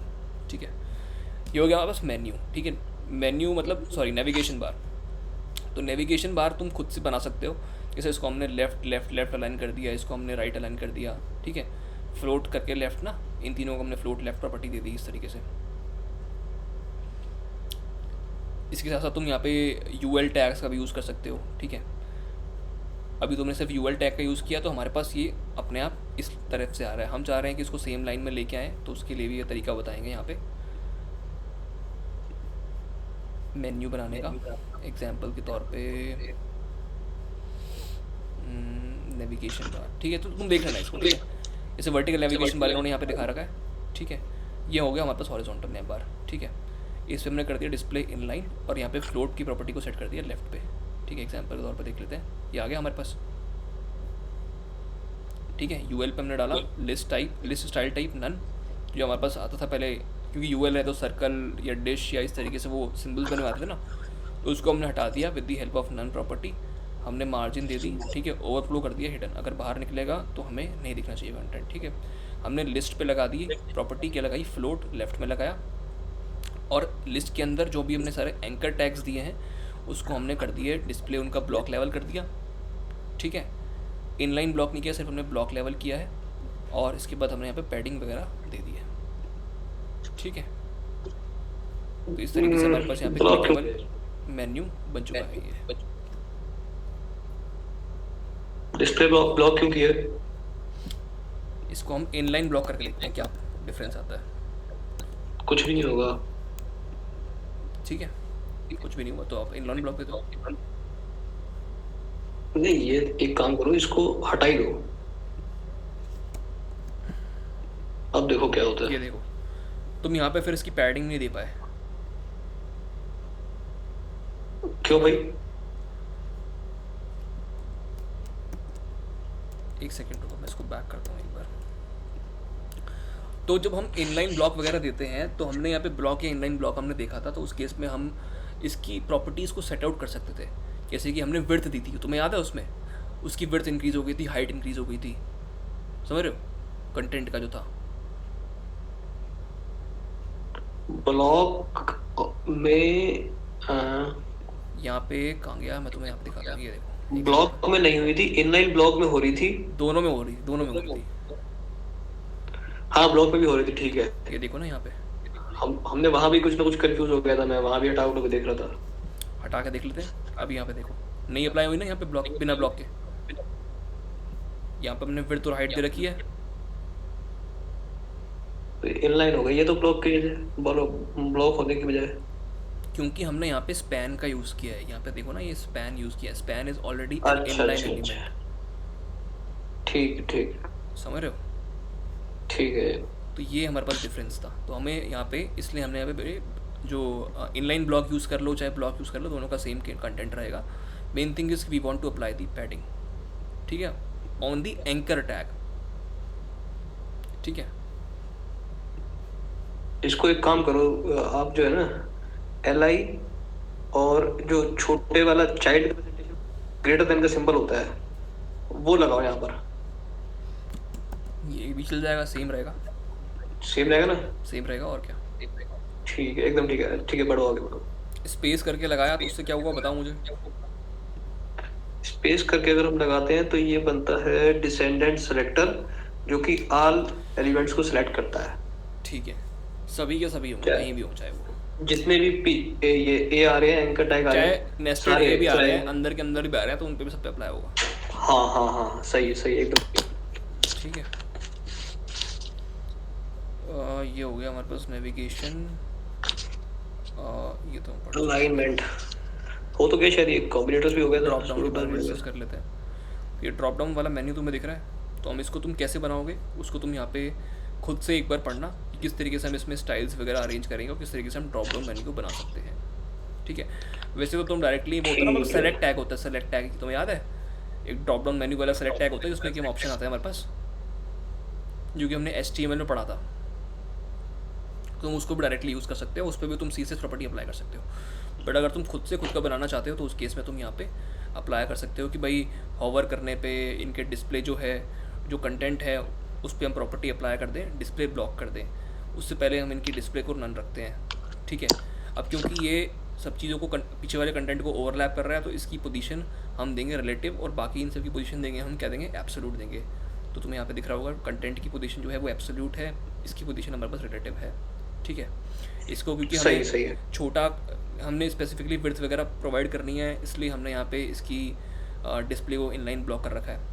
ठीक है, तो इस तरीके से तुम प्रॉपर्टीज़ को दे सकते हो, और इसको एक बार पढ़ना है इस आर्टिकल को, ताकि तुम्हें थोड़ा सा समझ में आ जाएगा कि हाँ कैसे बना सकते हैं हम मतलब ड्रॉप डाउन मेन्यू को। ठीक है, खुद से इमेज गैलरी, ये भी और CSS की प्रॉपर्टी, मतलब जितनी हमने प्रॉपर्टी पढ़ ली ना, दैट्स इनफ कि आपको कैसे किसी कंटेंट को ऑर्गेनाइज करना है। ठीक है, बाकी तो आप यहाँ प्रॉपर्टीज़ को कंबाइन करते रहो अपनी अपनी, और आप इस तरीके से कंटेंट को बना सकते हो। ठीक है, इस तरीके से चीज़ों को देख सकते हो, समझ रहे हो। अब मार्जिन अप्लाई करो, कुछ भी अप्लाई करो, लेफ़्ट अप्लाई करो, मतलब प्रॉपर्टीज़ जो हैं जितनी सारी हमने पढ़ी वो दैट्स इनफ कि आप किसी भी चीज़ को खुद से कि कोई एनिमेशन तो नहीं, मतलब विदाउट एनिमेशन जो भी चीज़ें हैं वो आप क्रिएट कर सकते हो। एनिमेशन के लिए देयर आर मोर प्रॉपर्टीज़ जो कि होती है, उसको हम यूज़ करेंगे कभी बाद में। ठीक है, एनिमेशंस लोग जो डिज़ाइनर्स वगैरह होते हैं वो खुद से क्रिएट करते हैं with the help of CSS। ठीक है, ठीक है।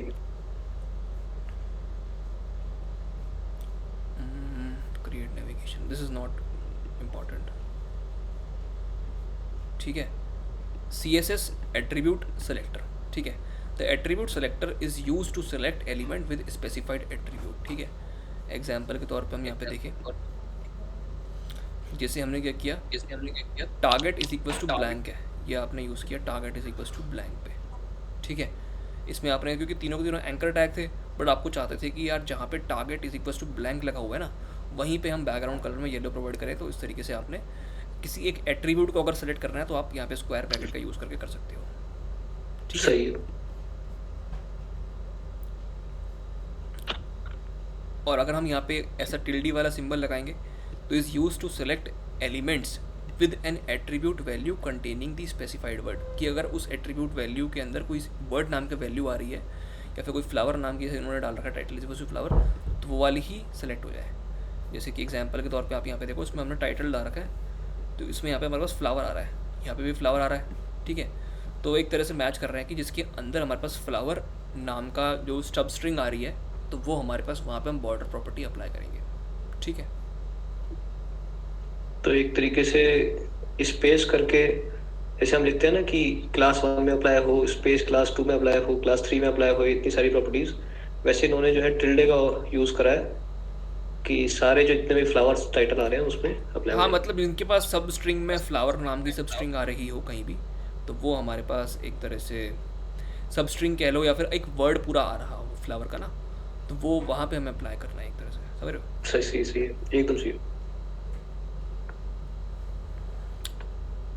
इस तरह की हमने वैल्यू सेलेक्ट करी, सपोज एट्रीब्यूट और is equals to value selector is use to select element with specified attribute whose value can be exactly specified value और the specified value followed by the hyphen. ठीक है, example के तौर पर हम देखते हैं, class is equals to top हमने लिया हुआ है यहाँ पे, तो ये हमारे पास हो गया सिर्फ टॉप हो सिंपली या फिर टॉप विद हाइफन हो, तो दोनों ही दोनों हमारे पास यहाँ पे अप्लाई हो जाएंगे, समझ रहे हो। ठीक है, एकदम ठीक है। यहाँ पे हमारे पास पावर वाला सिंबल लग जाता है, ये specified attribute whose value start with the specified, मतलब इससे इस टॉप से किसी का नाम स्टार्ट हो रहा है तो उस केस में हम यहाँ पे येलो अप्लाई कर देंगे। ऐसे यहाँ पे हमारे पास कहाँ पे, यहाँ पे टॉप से स्टार्ट हो रहा है, यहाँ पे भी टॉप से, यहाँ पे भी टॉप से। ठीक है, तीनों में हमने अप्लाई कर दिया, समझ गए। ठीक है, तो स्टार्टिंग में आना चाहिए। डॉलर का देख लेते हैं, डॉलर का मतलब होता है एंडिंग में आना चाहिए। ठीक है, ठीक है, वो देखने की जरूरत नहीं है, कोई बात नहीं। ठीक है, ये हो गया हमारे पास। स्टार का मतलब हो गया हमारे पास वैल्यू कंटेन्स स्पेसिफाइड वैल्यू। ठीक है, एग्जांपल के तौर पर देख लेते हैं, जैसे कि हमारे पास यहाँ पे टी ई कहाँ गया, यहाँ पे टी ई होना चाहिए। ठीक है, तो टी ई हमारे पास यहाँ पे है, हमारे पास यहाँ पे है, हमारे पास यहाँ पे है, तो इस तरीके से हमने फिर तो स्टार चाहे मत डालो, बिना स्टार के डाले भी आ जाएगा टी। करके देखते हैं ट्राई। नहीं आया। अच्छा, तो वो हमारे पास जो तुम कह रहे हो पहला वाला, वो सिर्फ क्या करता है हमारे पास, वो कम्प्लीटली वर्ड को मैच करता है, बैड को मैच करता है। हाँ, ठीक है, समझ रहे हो। जैसे तुम्हारा ठीक है, सपोज यहाँ ठीक है, पे मैं एकदम ठीक डालता है। एक बार, और मैं यहाँ से इसको यहाँ पे ऐसे करके लिखता सपोज, अब आ जाएगा, एक में तो आना चाहिए। देखते हैं एक बार कि क्यों नहीं आ रहा, क्या रीज़न है। ठीक है,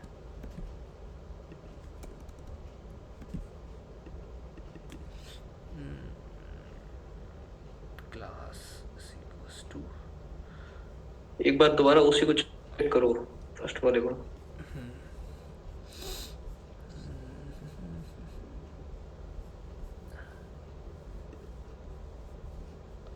फर्स्ट वाले में हमने यहाँ पे अंडरस्कोर ब्लैंक की जगह सिर्फ हम कर देते ब्लैंक, और यहाँ पे मैं डालता सपोज XYZ।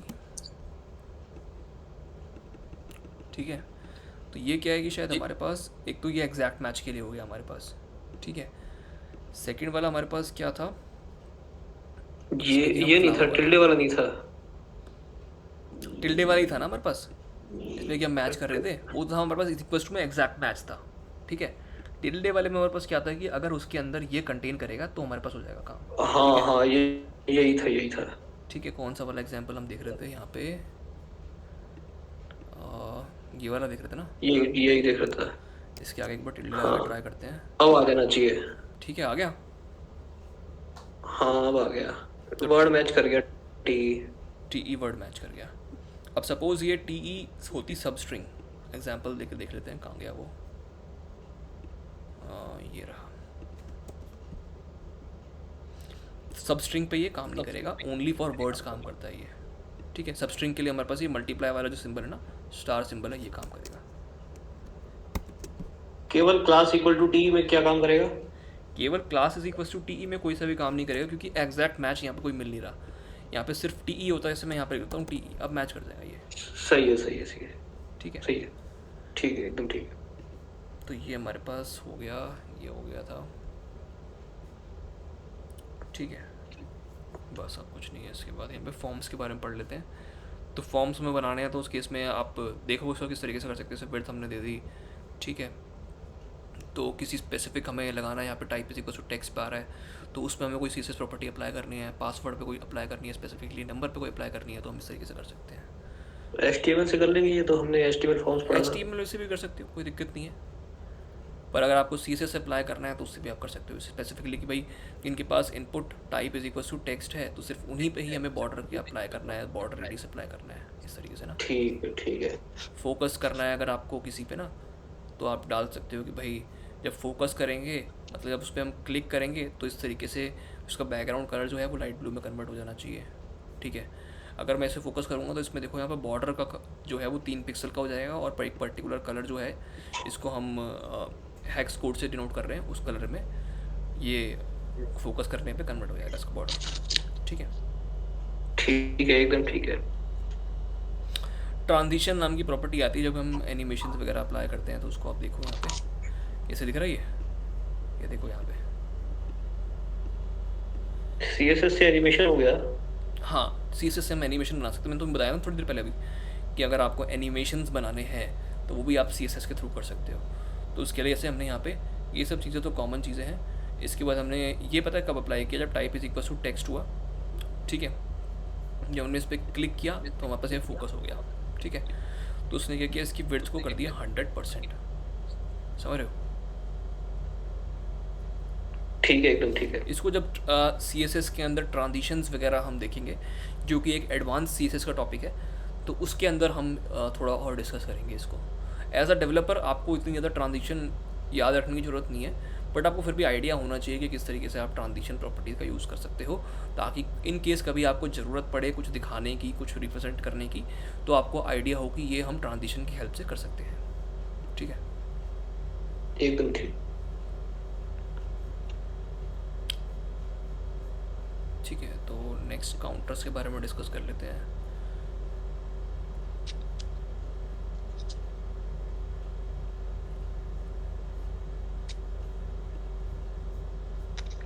आज CSS कंप्लीट हो जाएगी?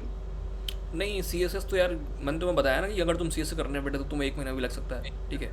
मेन थिंग है कि हम इंपॉर्टेंट या फिर टॉपिक्स को समझ रहे हैं, कि अगर हमें कहीं पे यूज़ आते हैं, कॉमनली यूज टॉपिक को तुम ऑलरेडी समझ चुके हो, जितना हमने करा वो कॉमनली यूज था, ठीक है, क्योंकि बहुत जगह यूज़ होता है वो दिख जाएगा आपको। But these are not commonly use, but आपको पता होना चाहिए कि हाँ ये प्रॉपर्टीज़ भी एग्जिस्ट करती हैं।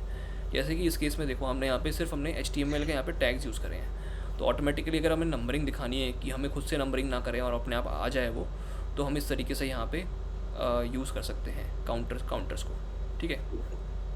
पढ़ना खुद से एक बार इसको, वैसे ज़्यादा यूज़ नहीं आता, बट फिर भी एक बार हमें होना चाहिए कि हर काउंटर्स भी कुछ नाम की कुछ चीज़ें होती हैं, एग्जिस्ट करती हैं, ठीक है। This is the website layout. तो नेविगेशन बार बनाना है तो आप बना सकते हो इस तरीके से। कंटेंट आपको लिखना है कॉलम वाइज, तो इस तरीके से आप यहाँ पे फ्लोट प्रॉपर्टी का यूज़ कर सकते हो। ग्रिड भी होता है एक ना, ग्रिड नाम की प्रॉपर्टी होती है जो कि काफ़ी इंपॉर्टेंट होती है, तो वो भी हम कभी डिस्कस करेंगे एडवांस में, ठीक है। और एक मीडिया क्वेरी नाम की एक प्रॉपर्टी होती है, जिसकी हेल्प से हम अगर हम पेज को छोटा बड़ा करते हैं तो हमारा वेबसाइट का जो लेआउट है वो भी चेंज हो जाता है, ठीक है।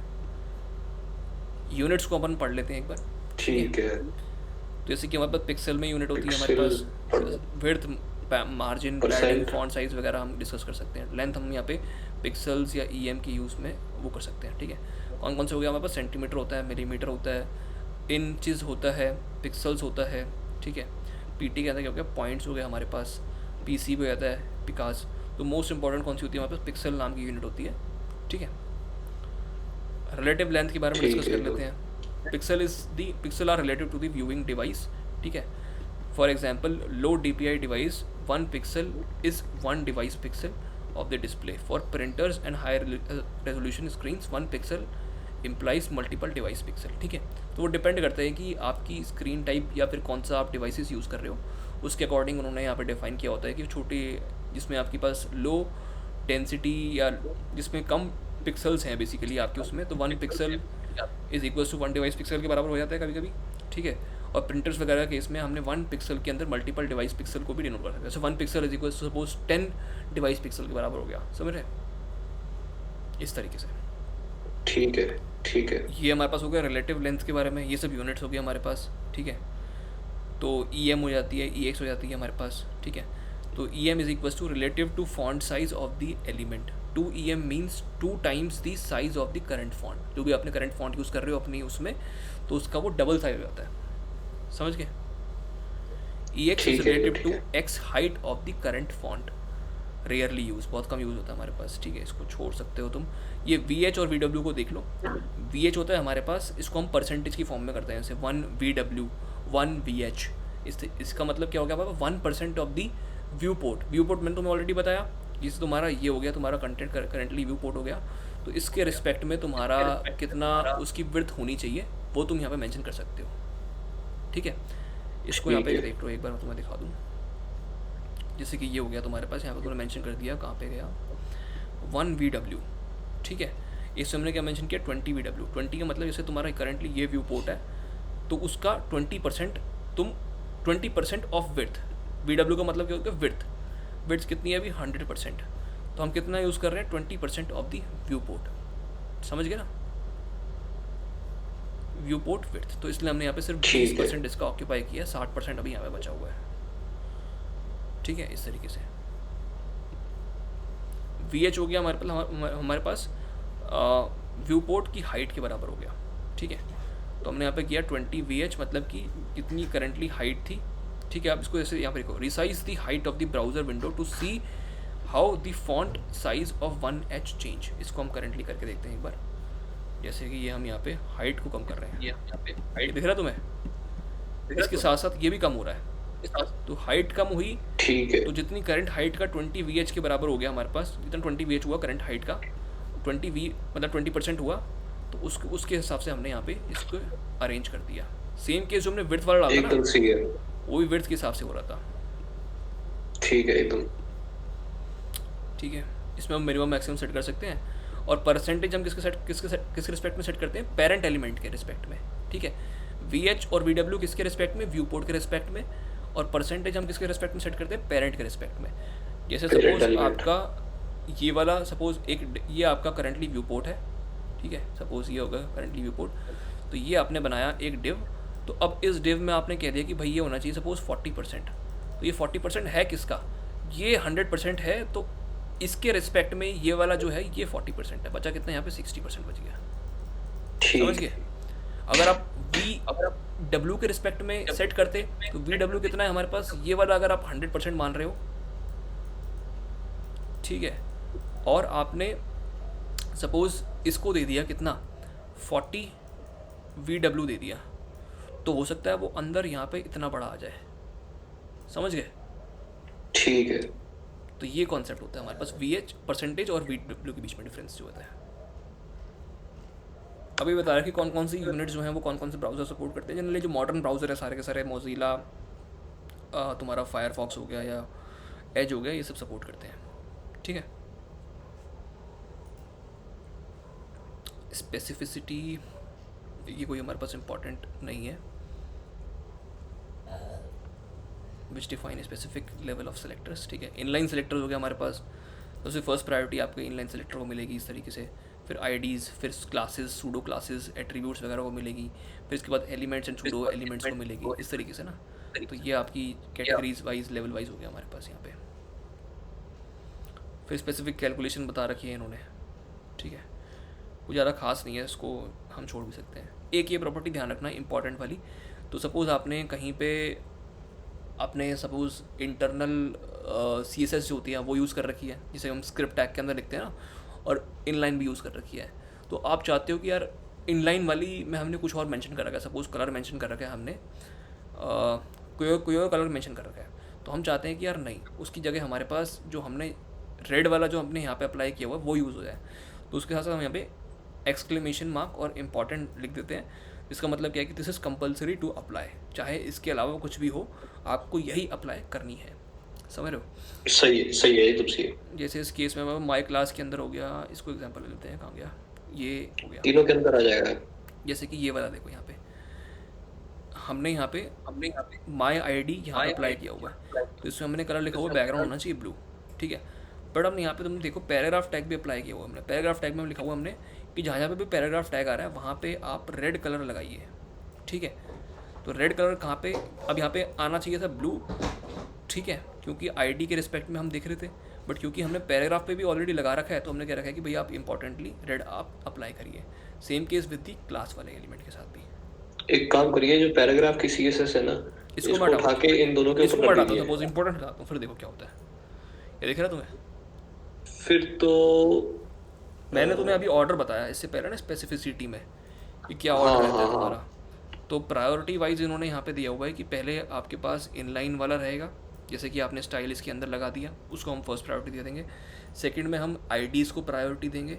थर्ड में हम क्लासेस या फिर सूडो क्लासेस या फिर एट्रीब्यूट क्लासेस जो होती हैं, जैसे क्लासेस कौन सी होगी, ये वाली होगी हमारे पास। सूडो क्लास कौन सी होगी हमारे पास, ये वाली होवर वाली होगी। और यहाँ पे तुम एट्रीब्यूट सेलेक्टर होता है ना, जिसमें कि हम इज इक्वल्स टू करके लगाते थे, वो जो याद है तुम्हें, ठीक है एकदम ठीक है। है ना। तो वो हमारे पास इसमें होगी। फोर्थ प्रायोरिटी किसकी होगी हमारे पास, एलिमेंट्स एंड सूडो एलिमेंट। तो एलिमेंट या फिर सूडो एलिमेंट्स, ठीक है। इसमें हमारे पास डबल डॉट वाली होता था ना, मतलब जो हमारे पास वो लगाते थे हम, डबल कॉलन वाला लगाते थे, वो सूडो एलिमेंट्स होते हैं ना। सूडो एलिमेंट्स, हाँ ठीक है। तो उसकी सबसे लास्ट प्रायोरिटी होती है उनकी, ठीक है। तो इस तरीके से हम प्रायोरिटी वाइज देखेंगे, तो ये आपको तुम्हें समझ में आ जाएगा कि पहली प्रायोरिटी किसकी थी, इसकी थी। तो इस पर तो हमने ये लगा ही दिया, ठीक है, क्योंकि ये भी लग रहा है, ये भी लग रहा है। फर्स्ट प्रायोरिटी हम किसको दे रहे हैं, इसको दे रहे हैं, तो ये वाला हमारे पास अप्लाई हुआ।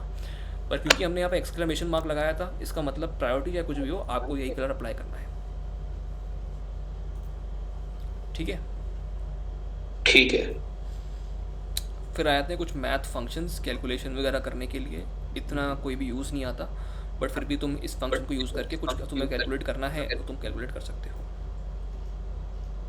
मैक्स फंक्शन भी आया था CSS के अंदर कि इन तीनों में से मैक्सिमम वैल्यू जो भी हो 50% या फिर 300 में से जो मैक्सिमम वैल्यू वो आप अप्लाई करिए, ठीक है। तो इस तरीके से हमारे पास जो बेसिक्स ऑफ दी CSS है वो सारी की सारी कंप्लीट हो चुकी हैं। एडवांस CSS में हम कुछ कुछ टॉपिक्स ही देखेंगे, ऐसा नहीं कि हम डीपली घुसेंगे इन सब चीज़ों में, बट हम कुछ कुछ टॉपिक्स देखेंगे ताकि हमें थोड़ा बहुत समझ में आएगा कि किस तरीके से हम एनिमेशन बना सकते हैं, किस तरीके से ट्रांजिशन कर सकते हैं, कौन कौन से हम टेक्स्ट इफेक्ट्स यूज़ कर सकते हैं। जैसे सपोज आपकी वेबसाइट खोले, हमें कोई पर्टिकुलर सिंबल या फिर कुछ लोगो ऐसे एनिमेशन घूमता हुआ हमारे पास आए, ताकि लगे कि हाँ यार कुछ खुला हुआ वेबसाइट को, ठीक है। तो वो सब आप यहाँ पे थोड़ा बहुत हम देखेंगे, ठीक है। तो ये अब हम कल के लेक्चर में डिस्कस करते हैं।